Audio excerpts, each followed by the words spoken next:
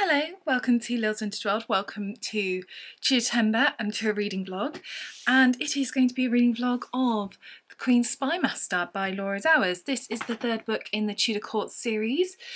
I have been really enjoying this series, and this is the third book. It says, uncovering the secrets of men's hearts is the only way to survive. And here is the synopsis on the back if you want to pause it and have a read, but essentially this book is going to be on Francis Walsingham, Elizabeth's Spymaster. That's kind of how he was known. He uncovered quite a few plots against the Queen, including Mary Queen of Scots, so it'll be really interesting to read this. However, I am a little bit intrigued of how this is going to work, because the first book into the second book, so when you start the second book, it literally leads off from the first book. So it's, you know, we end with the death of Robert Dudley and then we go straight in to her.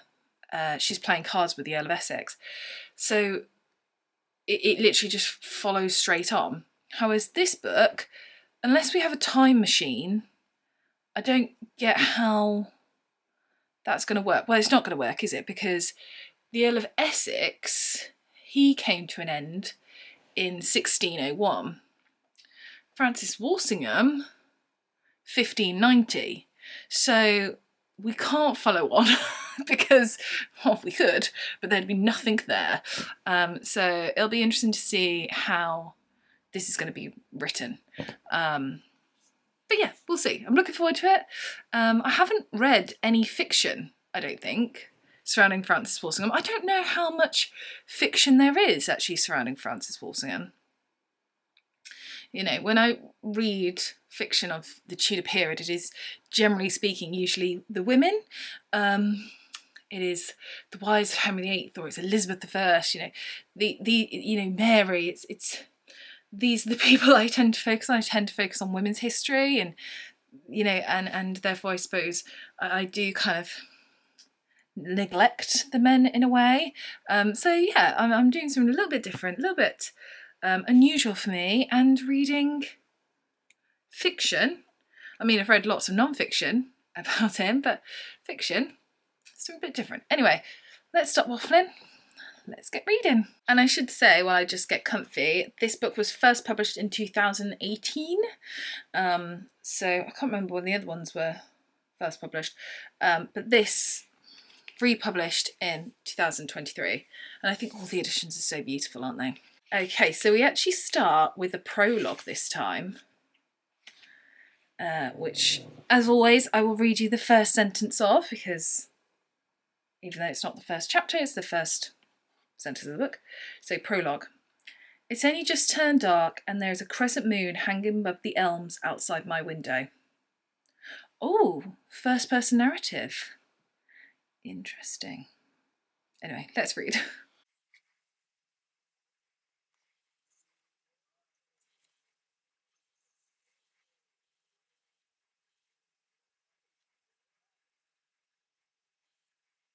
Okay, this is quite interesting.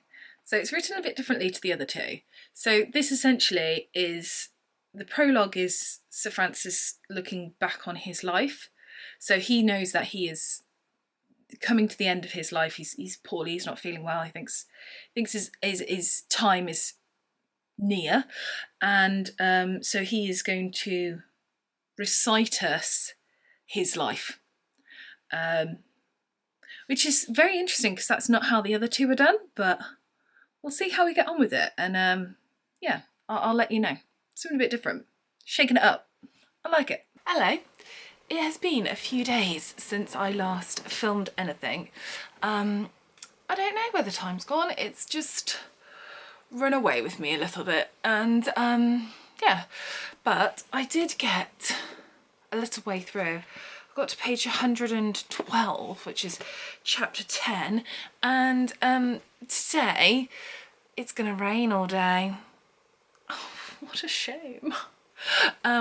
So I just thought I'm gonna sit here and I'm just gonna read through the thing. Why not? I am currently trying to decide what to have for breakfast and I can't decide, so I'm just going to sit here and read instead. Where are we in the book? I Hear You Cry. Well, we went right back, and Francis is telling us his life story from his point of view. I actually really like it written in you know, first person narrative. I think it's really an interesting way to do it. And where I am now is he is working his way up the political tree, so to speak, and getting closer to the Queen, to working as close to her as he eventually does. So yeah, I'm really enjoying it so far, actually. It's really good. But I can't decide what to have for breakfast, and until I can, I'm just going to sit here and read. We have had a little bit of a change around in this room. So yeah, the sofa is now here, whereas before I was kind of like just there. But I'm not just there anymore. But we've had change-a-roos, so yeah, I like it. Really like it. Anyway, let's sit and read. So this part about Mary, Queen of Scots, I just think is so interesting, and just very well put. The Stuart woman continued her intrigues, as I expected her to, but she was always very careful about committing too much of her involvement or her intent to paper. It was so frustrating. I knew Elizabeth well by this time, and I knew I would need solid, unquestionable evidence to convince her to act against her cousin, but Mary Stuart, through cunning or just through plain luck, was continually denying me that evidence. And for so long, Walsingham just didn't have any evidence that he could use that was going to be enough for Elizabeth to act against the cousin. I think that is just so well put. Absolutely. So I just got to the part with Sir Anthony Babington and the Babington plot that Mary becomes part of. So I'm going to put the book there and I'm going to go and get some breakfast, but it's getting to it now, isn't it? It's getting to the big guns. Yeah, absolutely. So yesterday when I was out of the shops, I bought these cereal, and I'm like, yeah, let's give it a go. I think they're going to taste like Biscoff. Hopefully they're going to taste like Biscoff.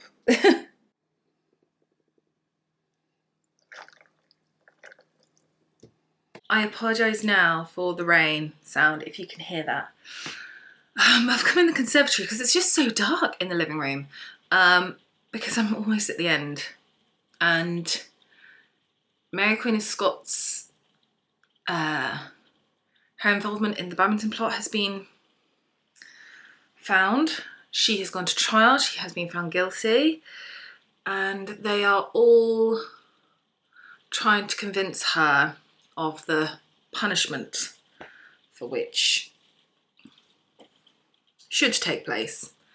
Elizabeth is not having it. So Walsingham and Cecil have decided that only one person will be able to persuade her otherwise, and that is Robert Dudley, Earl of Leicester, and that's where we are. And it's so interesting actually how this is written, because I think something that again, the author does this so well, is really think of the person. And for Walsingham, religion is a really important part of him and who he is. Elizabeth is a lot more fluid in her religion, I would say. She is very much Protestant, but she's not extreme. She's, the whole don't want to make windows into men's soul thing. She understands that other people have their own ways of doing it, and she kind of just wants people to just practice very quietly in your own way. She doesn't like to rock the boat, essentially. But Walsingham is a devout Protestant, and I like how that has been woven into the story. it's not a story, the retelling of history, I should say. Anyway, to the end. Just started chapter 22, and this paragraph, absolutely spot on. If there was one significant result of the death of Mary Stuart, it was the fact that it acted as the catalyst for King Philip of Spain to finally decide to embark on his enterprise of England. Absolutely. Also, how well is that written? I mean, so few words, but absolutely nailed it. Spot on. So I have got to like the very, very, very end now. And I spoke about in the last reading vlog that I did, which was on the Queen's Rebel of this series, that the Earl of Essex married Francis Walsingham's daughter, Frances Walsingham, but different spelling for female and male. And she was first married to Philip Sidney, who was Robert Dudley's nephew, now married to Robert Dudley's stepson. All around. And I've just got to the last bit and it's just like, ugh. So essentially what happens is the Queen doesn't like her favourites to marry in particular, but also when you marry without the Queen's consent, she absolutely flips her lid. So it's very difficult how to play it. And so things do kind of get sorted eventually when they're both like allowed back at court and back in favour and all this thing. And the last sentence I have to read is, "At least I no longer have to worry about them."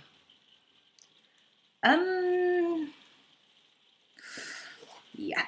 So Francis Walsingham, his life ends before the Earl of Essex's, so he has no idea of the Essex Rebellion and all that his daughter's husband, his son-in-law, gets himself wrapped up in, essentially. But I'm actually kind of glad in a way, because he went through so much that he didn't know. He could just watch from a different place, because what a mess. Anyway, I'm going to finish the very, very, very last part of this book now. And there we go. All done. Finished The Queen's Spymaster by Laura Dowers, the third book in the Tudor Court series. I'm going to keep this very brief because I'm not sure how well you can actually hear me because the rain is coming down. But I just want to say I really, really enjoyed it. It's nice not to cry at this one.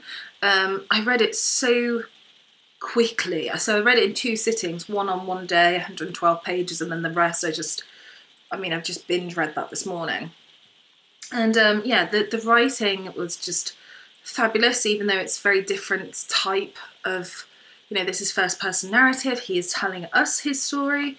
But I like that. We get that emotional impact that historical fiction can allow, and I really, really enjoyed it.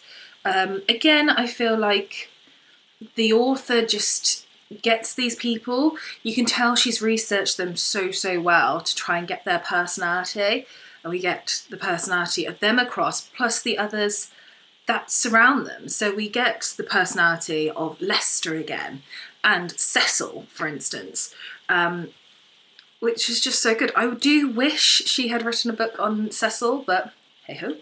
But yeah, I really, really enjoyed it. Rating-wise, no idea. 4, I think, 4 stars. So yeah, 5 stars for The Queen's Favourite, 4.5 for The Queen's Rebel, and 4 for The Queen's Spymaster. But heartily recommend all of them. Anyway, thank you for watching this. I know this reading vlog has been a lot shorter than the others. The other ones I kind of just stop and cried every 5 seconds. Didn't cry at this one. I don't know why I didn't cry. I don't know. Maybe it is... I don't know. I just didn't. I don't know whether it was the narrative. That was what I was going to say, but surely that would make me want to cry. I don't know. But anyway, that is it for these reading vlogs. Oh, I should say, if you're wondering about the cereal, it was okay. Would I have it again? No, but we're not going to waste money. We will finish the box. Thank you for watching these videos. Take care, and I shall see you soon for the next one. Bye.